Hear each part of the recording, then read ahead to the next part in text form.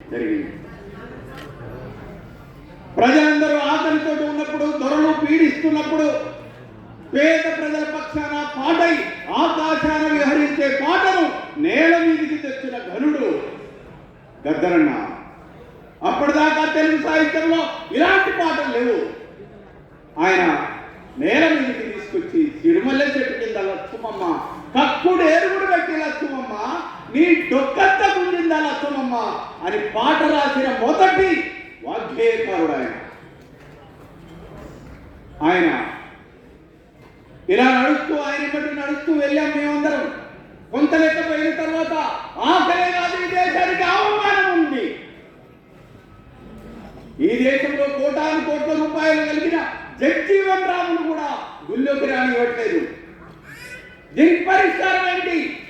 ఈ దేశానికి పెట్టుబడిదారులు మనవాదులు ప్రధానమైన కారణమని గద్దరన్న మేము చర్చించుకొని తెలుసుకున్న తర్వాత బాబాసాహెబ్ అప్పటిదాకా తన కర్రకు ఎర్ర జెండా కట్టుకున్న గద్దరన్న ఎప్పుడైతే ఈ మార్పు వచ్చిందో, దేశంలో అవమానం ఉంది, బాబాసాహెబ్ అంబేద్కర్ ఆశయాలు అమలు చేయాలని నీలి జెండాను కట్టుకున్నాడు.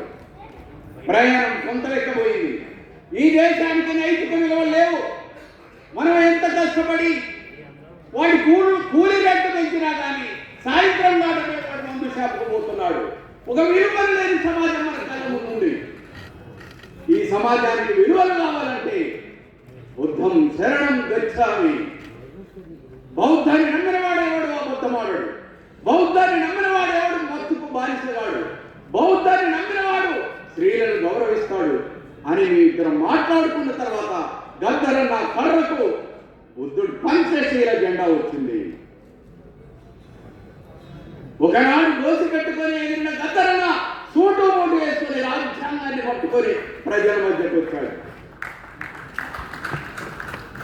ఒకటి అందుకనే గద్దరన్న చచ్చిపోయేటప్పుడు చాలా మంది నాయకులకు తెలుసు గద్దరన్న ఆశయాలు ఏంటో, కానీ ప్రజలకు బాగా తెలుసు. గద్దరన్నను పూడ్చివేసేటప్పుడు లాల్ సలాం అని ఒక పక్క అన్నారు, జై భీమ్ అని ఒక పక్క అన్నారు, బుద్ధం శరణం గచ్చామి అని ఒక పక్క అన్నారు.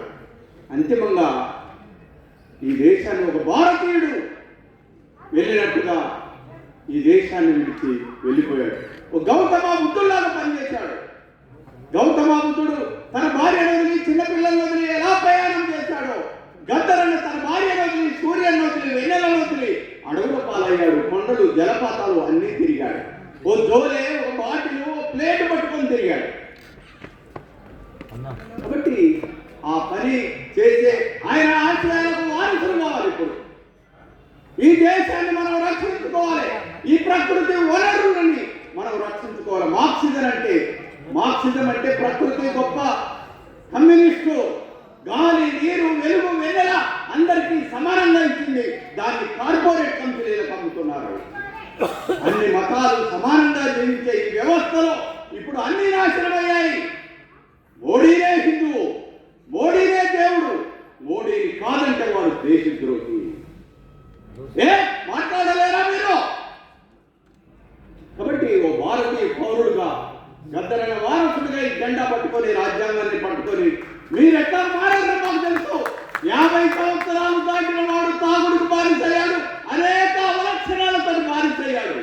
రేపటి తరాన్ని ఆయన నిర్మించాలనే ఉద్దేశంతో సావు బతుకుల్లో ఉన్న మేము యాత్ర చేస్తున్నాం. ఈ యాత్రలో మీ కాడికి వస్తాం.